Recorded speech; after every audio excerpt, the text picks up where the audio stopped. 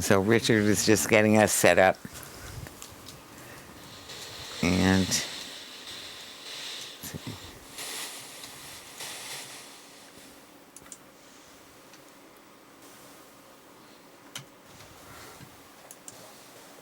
Okay, Facebook said they're ready when we're ready. wonderful. Okay. Okay, so if Lion, if you're ready, when you're ready. Okay. Okay, we'll let you finish chewing. I'm sorry to get you. This is, always every day's a busy day. Here. Okay, great. Okay, so is everybody ready then? Yes. Okay. I can hear him. What? Oh, is your microphone? I'm on. Oh, good. Yeah. Okay. Yeah, Okay. I was just asking how long you guys are planning on going. Oh, okay. So it'll be under an hour. So that because the fact that we're doing a radio show keeps us honest. We can't go over an hour, and we won't. Yep. So okay. So I think we're ready to go. Is your timer set to 59:59? It is. It is. Okay, flip the switch that says you're going to be going on the air. Mm-hmm. Did you do that? Yes. Okay, put the clapper in front of your face. When you hit the clapper, you're on the air. Welcome to Talking Peace with the Western New York Peace Center, being recorded here at Think Twice Radio in the home of the future. It's also the home and thanks and great thanks to our producer and friend Richard Wicca. Thanks, Richard. Also, great thanks to WBNY, Buffalo's original alternative radio station, where we will be, where this is going to be aired, 91.3 FM out of our friends SUNY Buff State. So thank you there, Buff State.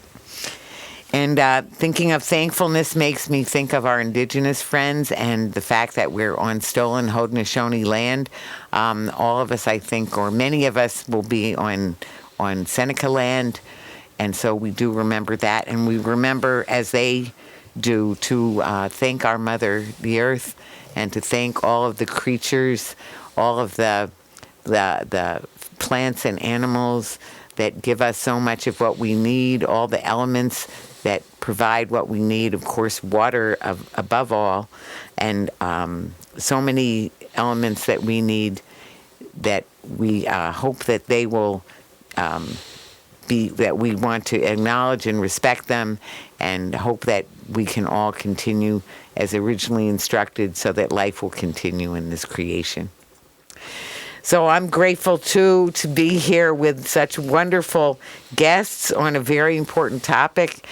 And our topic tonight, so I'm so excited, Attica Revisited. So I can't help saying Attica is all of us, and we have people who are going to represent that to us in so many different ways. So I want to introduce, as we go around the screen counterclockwise, as the Haudenosaunee do.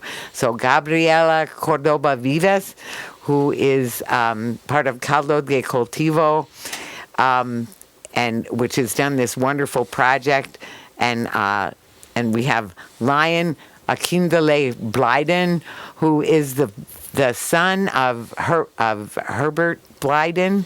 Herbert Blyden, that was the speaker and the representative for the inmates at Attica who gave his life, who suffered, and gave his life for his people and for so much. Thank you, Lion, for coming. And Unai Reglero, also with Gabriela, is CaldodeCultivo. So they've done this art project on Attica Revisited. And we're so thrilled to have Lion here and to have the two of you here. Thank you and welcome. Thank you for having us here. Thanks for having us. It's always a pleasure. Oh, we're so great. So before we really start, if we can just start with sharing some values that we want to uphold through this work, through the topic, and in this conversation. So, so I would ask Gabriela first, what a value or a couple values? Solidarity, Solidarity. that will be crucial for all of work and especially this one. Yes. Yes, so much. That's a wonderful one. And Lion? Education. Oh, education. Yes, we were actually, our previous show, immediately taped show, we were talking so much about education. Thank you for that. And Unai? I would say collectivity.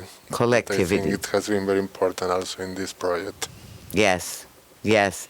Well, and I think that's so wonderful as we're bringing you together here, the work that you did to even pick this topic. So maybe why don't we start with that? Well, first of all, I want to say before we go very far, I neglected to mention that Lion, is it that you're the president or the president of the Unai? I am the president of the local Unai. Montgomery Boroughs division of the UNIA ACL. Right. Division 433. Right. No, I know it was the local one, and it stands. I'm always forgetting what it stands for. I know it's Marcus Garvey's group, right? It was originally.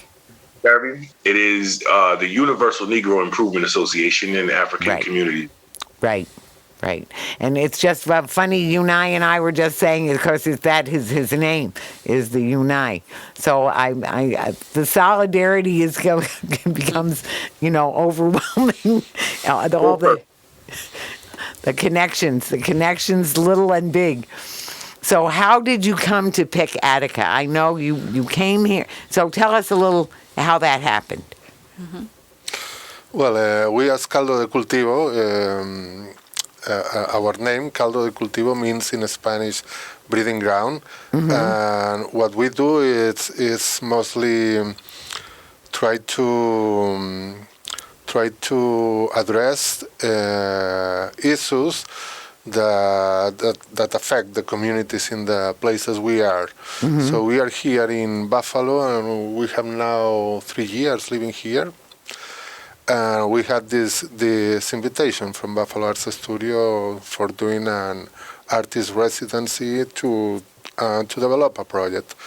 So thinking which project to work with, we started thinking that most of our friends who are activists here in Buffalo, they work in things, in problems around incarceration. We started asking why. And then when we realized that we were living in the very epicenter of the prison industrial complex here in the state of New York. Mm-hmm. Yes. And also it was past summer, and then we realized that in September was going to be in 2021, the anniversary of the war on drugs. That is something that we have known for a while, especially coming from Colombia. Mm-hmm. But also that was the anniversary of the Attica Rebellion and the Attica Massacre also. Right. And that was gonna be in the time that we were gonna be doing the residence. So we chose to track this topic, to research into the reasons of the prison industrial complex and this mass incarceration, and how have we arrived to this point. And Attica is like the important point when everything starts to escalate. And also because Attica, it's so inspiring because it was an amazing rebellion, a wonderful rebellion, that maybe because of that, because it was so extraordinary, it was smashed in that way by the state of New York. And we feel that that we need to know more about what happened there. Right. And Gabriela, do you want to add anything? Yeah, I just want to add that we usually, work in what we call artistic projects in context, and we always like to address issues that are local, that are in attention between the local and the global, the conjunctural and the structural. So this is something that is very rooted here in New York State, but at the same time, is a global thing, because right now these kind of models are exported all over the world, right? So that's why this is something that concerns not only people from the U.S. or people from the state of New York, but also people of the world, because that's how a lot of social problems are right now being addressed by governments, right? Incarceration and punitive measures. Right. Policing. And at the same time, so Attica is conjunctural because it was the anniversary, but we are talking about a structural thing and a structural oppression that goes back hundreds of years. So, I just wanted to add that. Yes, thank you. And that is very much the structural oppression. And I just want to say, I love that that saying when they said, Attica is all of us. I feel it. And so I want to ask you, Lion, if you would talk a little bit about, first, just, whatever you want to say about, I don't even know how to start, in a way, to what it means to you in your life. And also, then you could tell a little about how, when you got connected and were able to give some insight more to Gabriela, to CaldodeCultivo, I'll say. Well, first of all, salute to CaldodeCultivo for all their work. Yes. Not just here, but every place that you guys have done the work to try and bring awareness to certain issues. Salute you guys, and it's appreciated. Salute. You say Attica is all of us, and how does it affect my life or anybody's life? It's interesting because I'm actually a product of Attica in a way. My father was inside during the uprising, and my mother was on the outside with Mr. Arthur Eve. He was one of the ones that they. So they ended up meeting there, and later, here I am. So there's one major effect of Attica on my life. But then when you look at the, like you said, the imagery of solidarity that comes from what happened at Attica, it echoed the solidarity from Soledad and other and righteous movements of the past. So when we say Sankofa is a word that we use a lot here. Right. We talk about going to the past, to learn from the past, to make the future better. This is one of those instances, and that's we did see some prison reform come out of Attica, but now clearly we have to go way beyond that. Right. Oh, we do. Oh, we do so much. I was just in some lobbying sessions about release, the RAP, release elder prisoners, and parole, and on the parole justice today. But I mean, it's just scraping the surface of the very tiniest, immediate change that's needed for some big relief for people who have been languishing in these crazy prisons. But the unhealthiness of the whole thing couldn't be more clear. Could not be the racist and unhealthiness of the prison industrial complex, that the recidivism tells the whole story.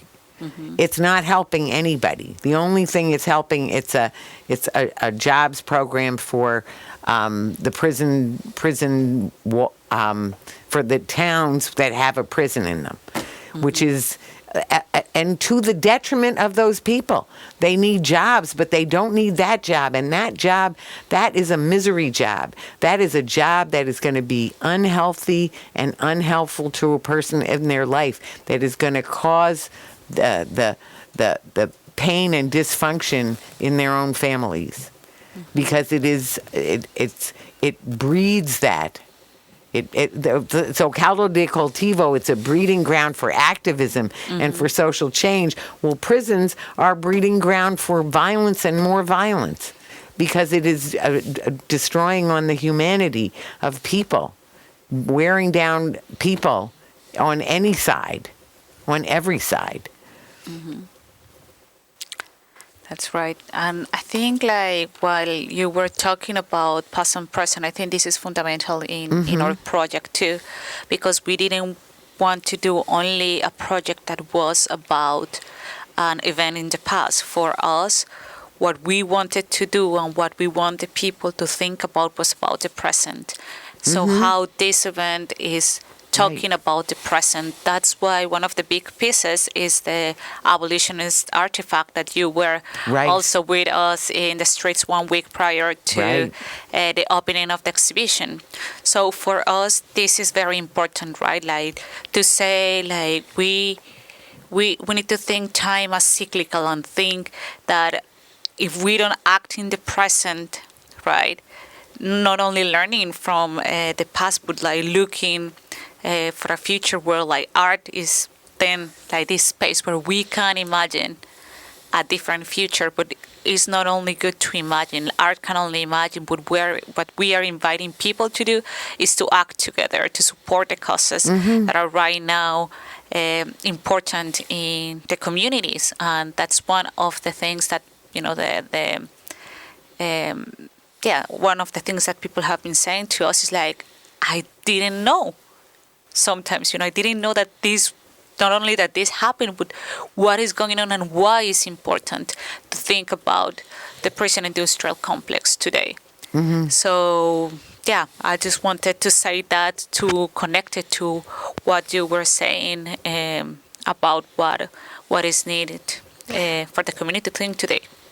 So when we think about what it was needed in Attica, maybe we start with that. What the prisoners were asking for to be treated like human beings. So what were some of the specific asks? I know, Lion, if you want to take this one, or simple things like more than one toilet paper roll per month, more than one per month. The eating times and what was to eat, what was that sometimes. Religious, now that I think about it, I believe all the religious things were in question at the time. Practices with different individuals, different belief systems. So like you said, it was just about being treated as a human being. Right. But then the question, how do you do that when you have a person in a cage? Right. Right. So bringing it back to the present, I mean, the prison industrial complex as it stands, do people have more than that? I think that may depend on which prison we're talking about, but in general, are people being treated as human beings? I'm going to say, in so many cases, no. I mean, we know that there's the inhumanity, the ridiculousness of, back to the people's needs, having enough toilet paper, having, healthy food that won't make you sick, food that costs more than, $1 or $2 a day or something from some of these I don't know what to call them, because they're not really restaurateurs or, I mean, it's inhumane and inhuman to treat people in those ways. And it had to do another demand with work, to have minimum wages, like in the rest of. And still, I think this is a fight for people who is in prison, right? Right. That you are also working for cents, and things are very expensive, so you cannot support your family. And so it is just like all designed for you to fail. So that was another demand that I think is very important to remember, and that is still something very important today. And still going on today, that it's still legalized slavery. or it's so-called legal. Legal, that's such a funny word, right? Because when we call anything legal, that means it should be okay. But as we know, everything Hitler did was illegal. Was legal, because if you make laws that are inhumane, that are unjust, like our law or the 13th Amendment that says that slavery, is outlawed except for in the case of people who are incarcerated. And so then they are working as enslaved people at, cents for, less than, some cents a day, not even at some cents an hour, is it 60 cents an hour or something ridiculous, not even, thinkable, just unthinkable. Yes, and I think all their demands are so relevant today because I think the other one was like no censorship of the books and the materials and the letters. And today we are also not only in prisons, but in the United States. Like people are actually thinking about censorship of books, right? So that's talked about that too. I don't know that I just feel that like revisiting all these materials were for us like it was like a way to learn also about the history of the United States through this very event that happened. It's just like a metaphor of the history in general of the United States of the last 50 years. So yes, I think that it was an amazing research process.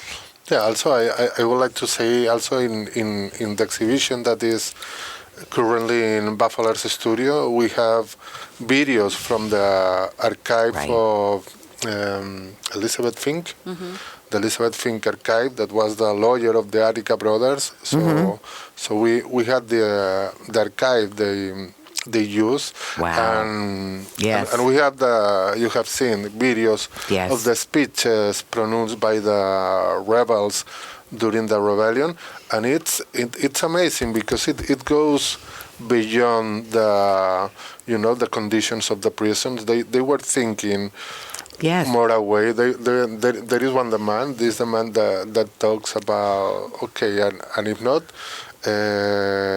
we want you to take us to a country, an anti-imperialistic country, something like that. It was, and it was super inspiring. Yes, and I think that this is what made the Attica Rebellion so important and so dangerous for the governor or for Nixon, because the media was taking so interest about what was happening there.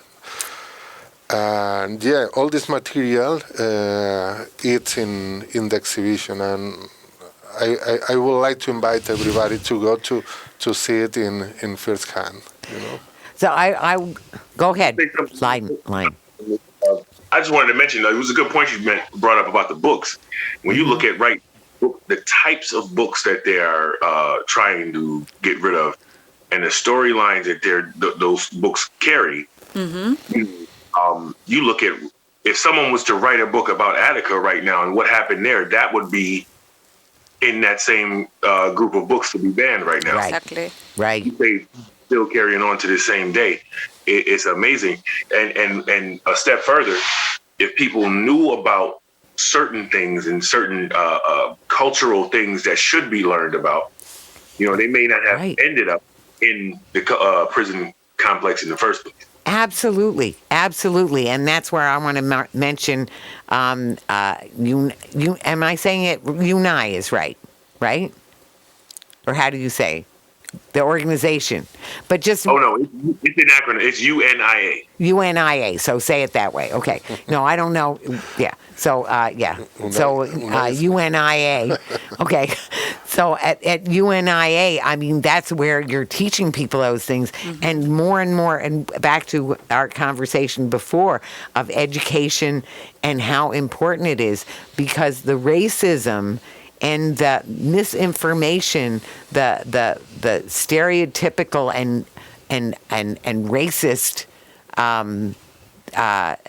presentations in the society, the misinformation in the history books, or the lack of the truth in the history books is what drives people, in so many ways, and the economic injustices and other things that feed the prison industrial complex. That the school to prison pipeline, where kids are not learning, they're not learning what they need to learn, they're not learning what they want to learn, and they're learning things, and then they're learning things that are actually wrong. And when you mentioned the prison pipeline, specifically about, again, things continuing. Right. I remember here in New York State, there was an issue with the teachers union. Their retirement fund actually was drawing from private prisons, or state prisons, I should say. And so now I'm not sure if that if that issue has been resolved, but for a long time, the teachers were drawing their retirement from prison. So there's an incentive at some level for the prisons to succeed. So if the children are failing, Right. It's a natural progression. Right.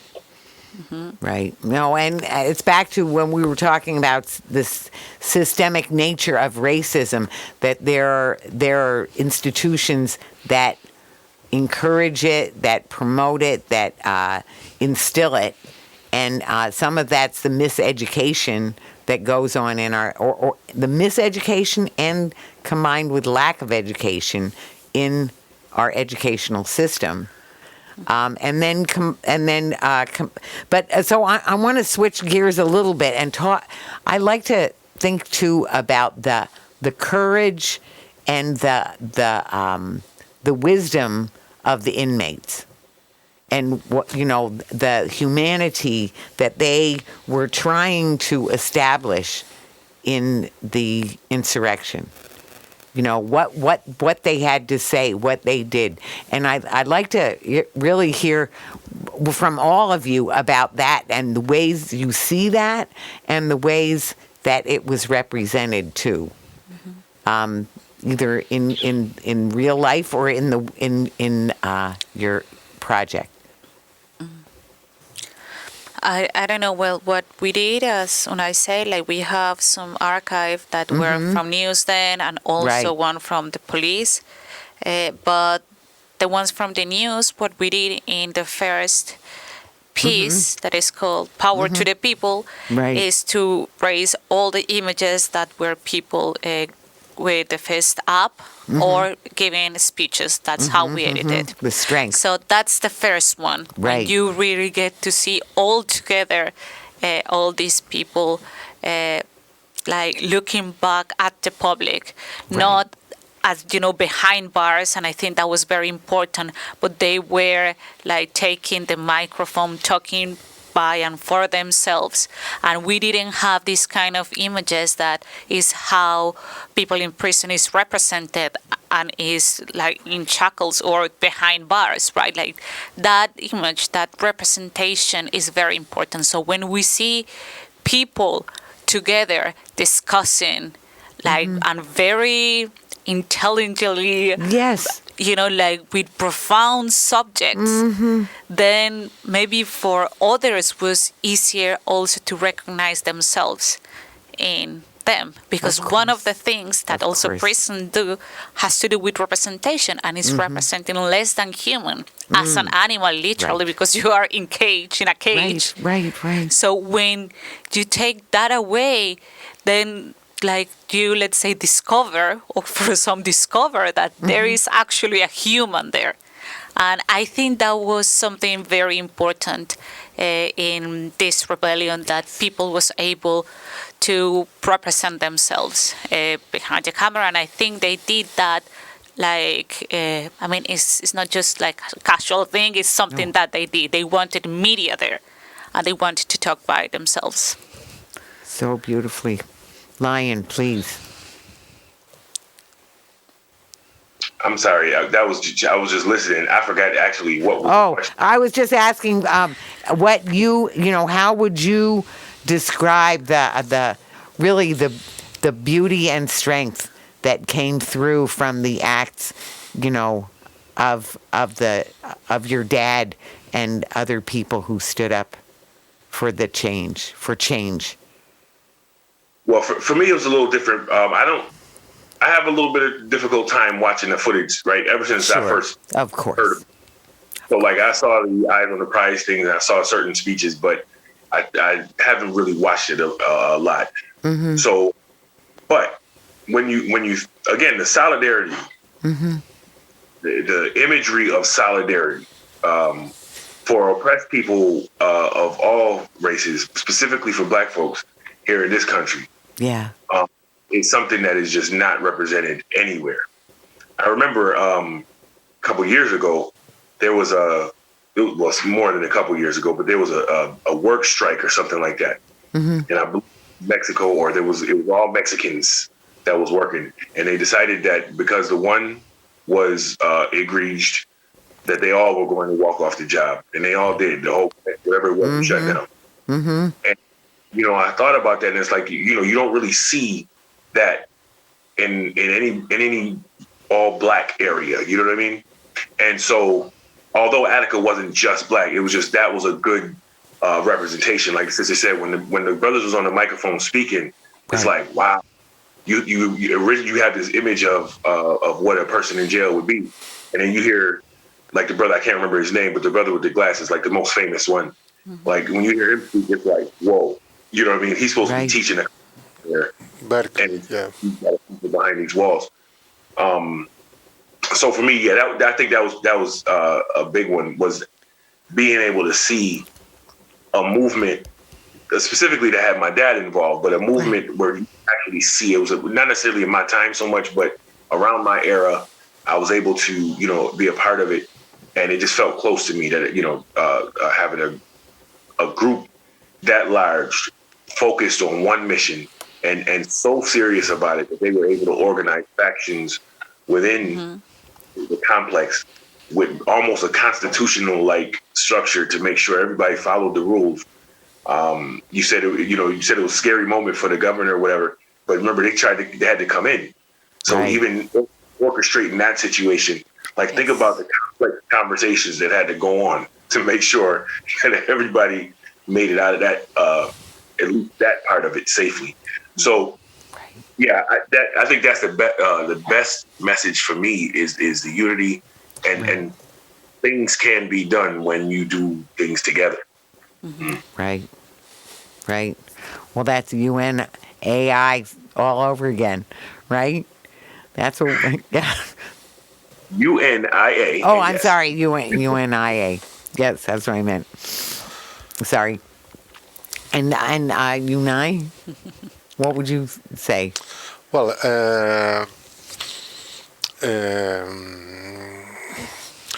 also the exhibition. I'm going to talk specifically about the exhibition because I don't want to talk about the experience or in jail or in Attica, especially having Lion here, who has experience. But in the exhibition, we have also the response to the rebellion that was outside. So we have pictures of a protest, a demonstration in Niagara Square 50 years ago in support of the Attica brothers when it was the trail, and it was also amazing. It was, and it was amazing. It was like a really large demonstration. Angela Davis was here. Big Black was there. The leaders, some of the leaders of the Attica brothers were there, but there was a lot of support in the society. So Niagara Square was full of people. This has been also a question that has been in the air during all this project, is what happened with all this support and how the people that is working today against the prison industrial complex are organizing.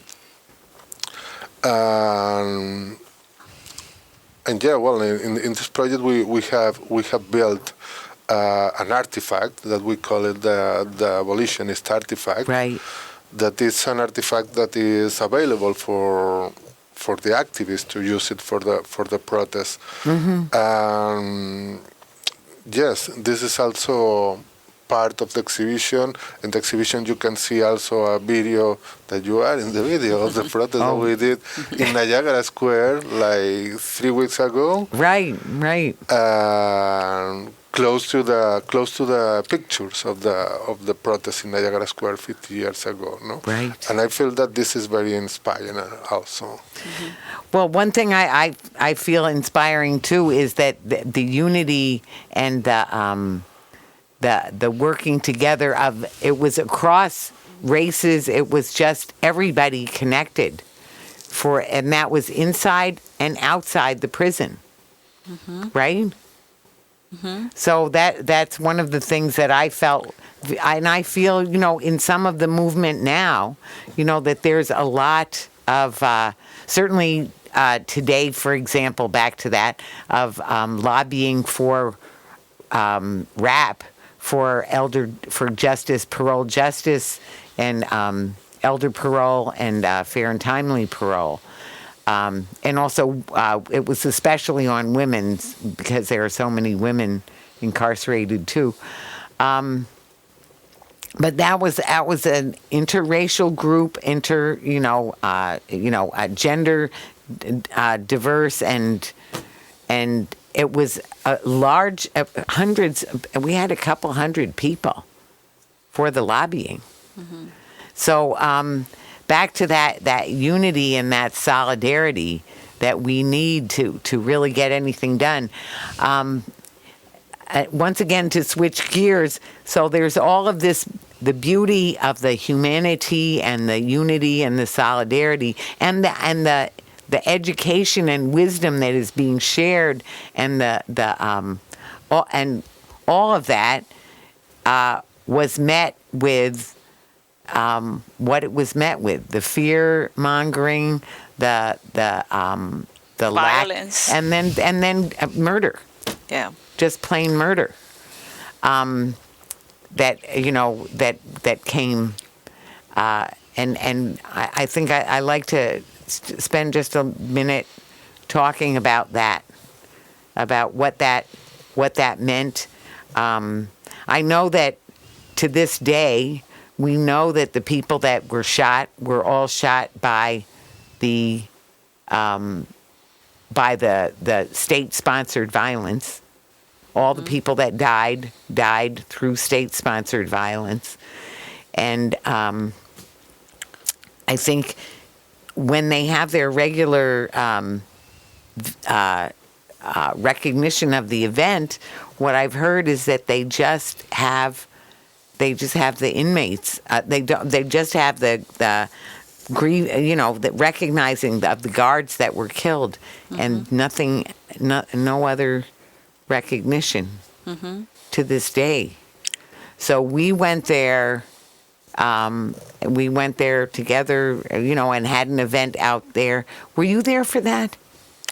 We were not able to go to that one. Not to that one. But we went to a previous event. I should share that. I should share with you that video because I think I still have it. I live streamed it, so it should be somewhere.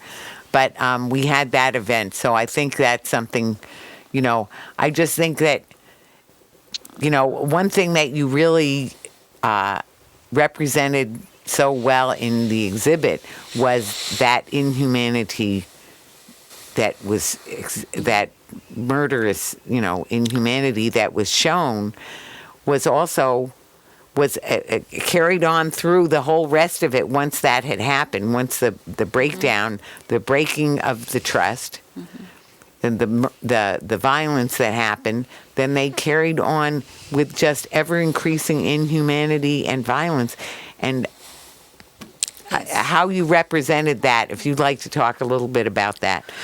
Well, as we were saying in this archive, there is that very profoundly violent images Right. that were taken by the police, not only of the initial retaking of the building, but the torture afterwards. So it's always a question in the art, and it's an ethical question about how do you approach the pain of others and the violence against others. So we were always thinking that, and it was always a question of how to do this without taking away the point that there was violence involved there, a profound violence, because it was not only the retake with, guns, then the torture, but then there is the violence of trying to bury that event. Right. Through propaganda. Right. And trying to, as you say, for example, not remembering the victims who were prisoners, or just kind of forgetting. There are a lot of documentaries and there are a lot of books and materials, but it's not something that is sometimes widely available, when Attica is just 1 hour away, maybe 1 hour and a half away from here. Less It's just than 1 hour. so it's just here. So this is part of the history of Buffalo too, right? So I think that there are many layers of violence, and what we tried to do was with a specific piece. One of the pieces is just putting together the images of the violence, but on top of it, we have the slogans, the propaganda that covers these crimes all the time. So I don't know if maybe you want to talk a little bit more about that piece. This is because even we knew that the archive containing a lot of violent images. We had to talk before about the archive, this archive that we are working with. Right.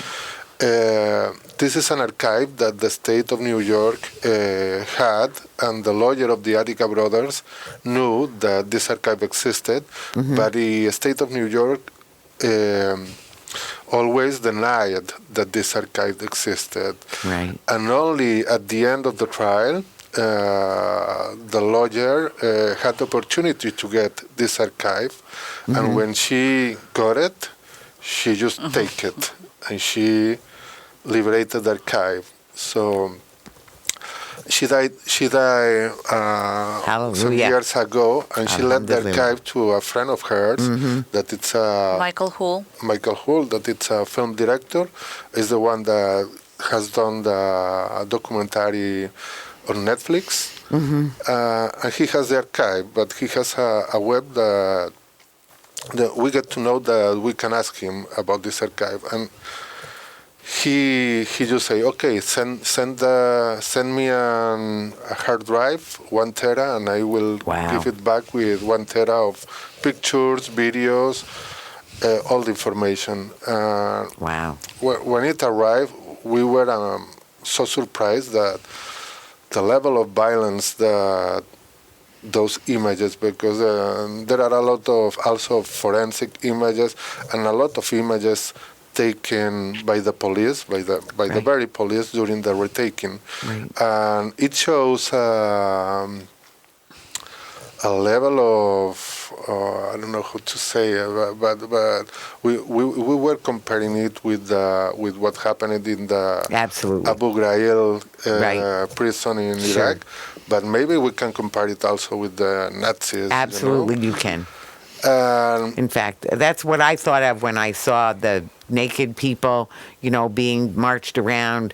It looked just like heading them off to the gas chamber. It looked just like the concentration camp videos.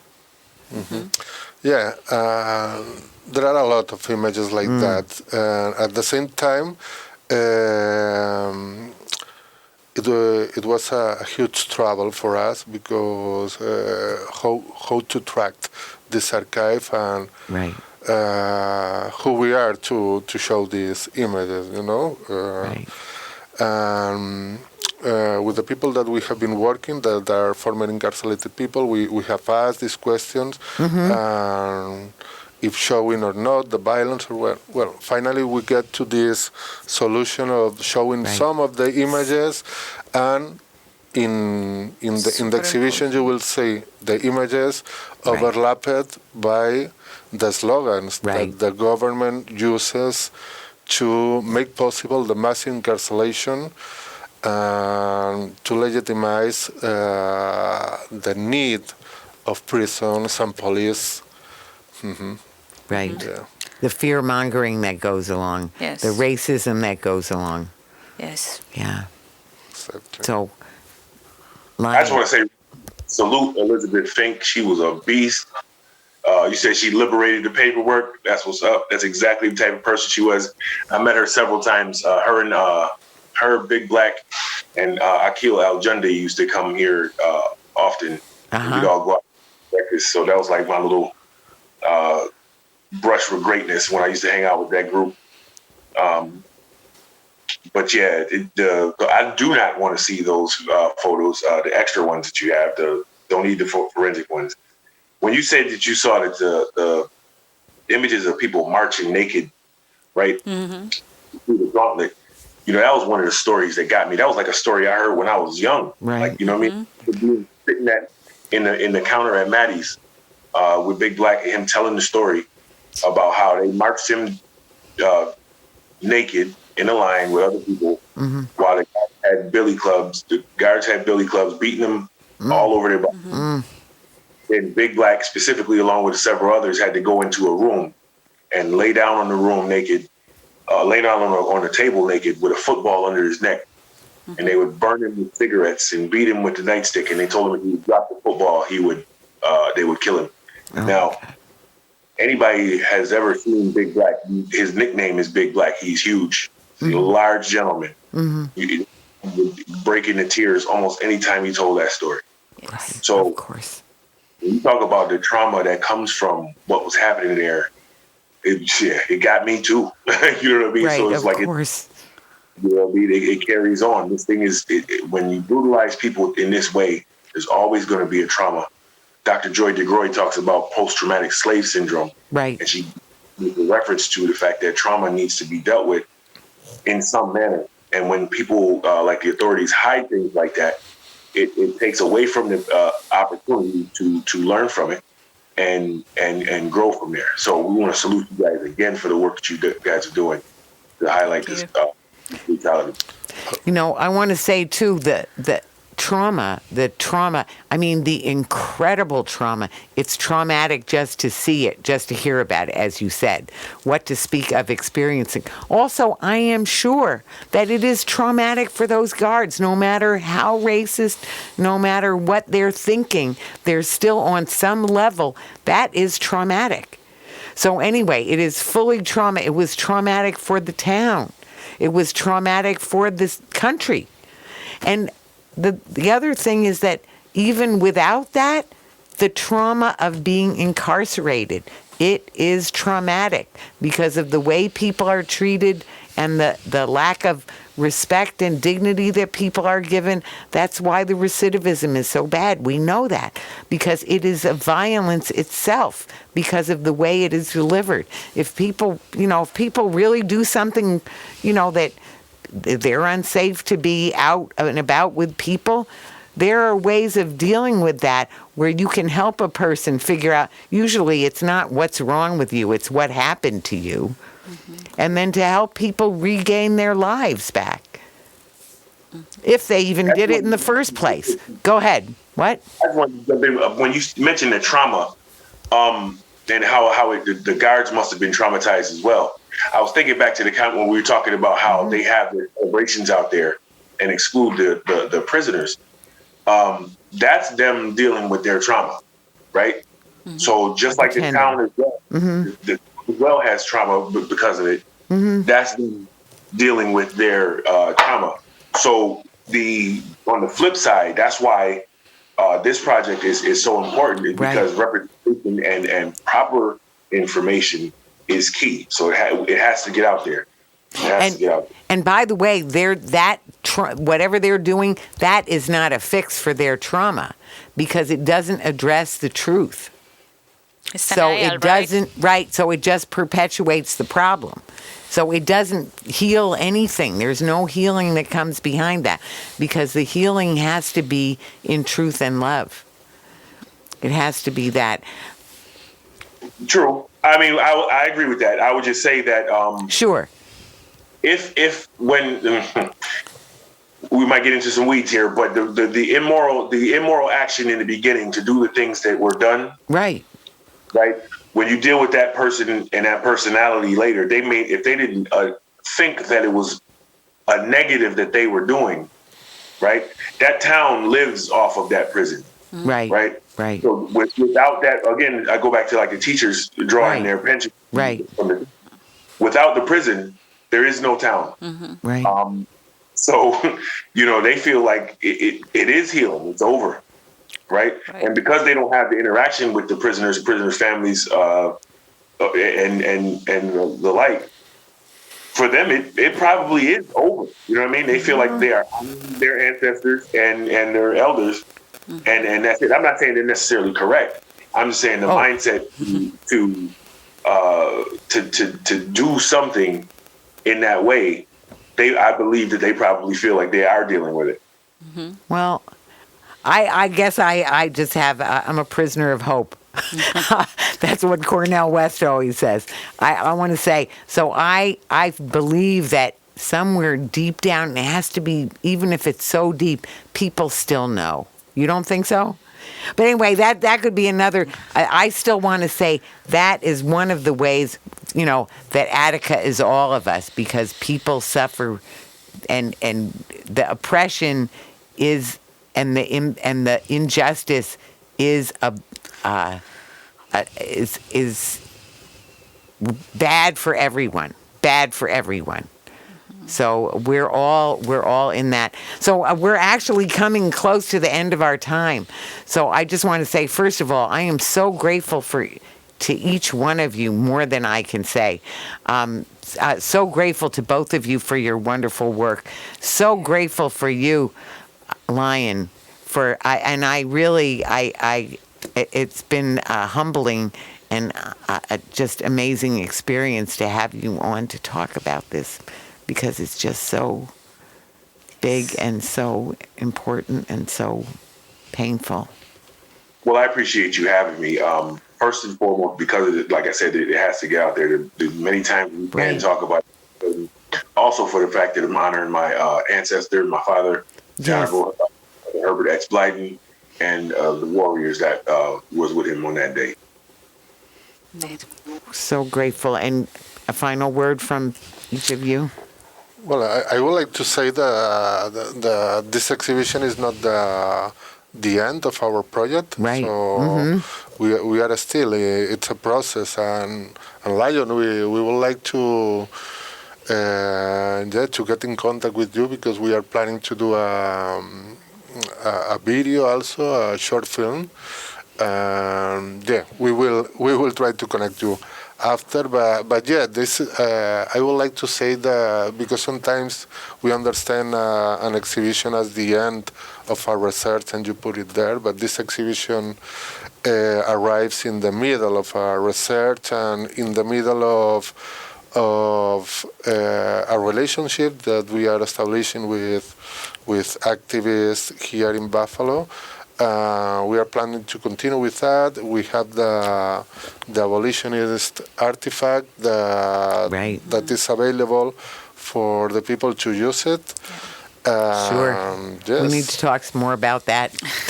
And I just want to say that when we think about abolition, it's not just destroying what it is, it's just building through care, through education, through love. Yes. And I think that is very important. So, yes, like prisons are sometimes like the way like a lot of families live, but it could also be a university, it could also be whatever other institution that it does not have to do with prisons. So I think that, yes, just thank you all. Thank you for inviting us. Oh.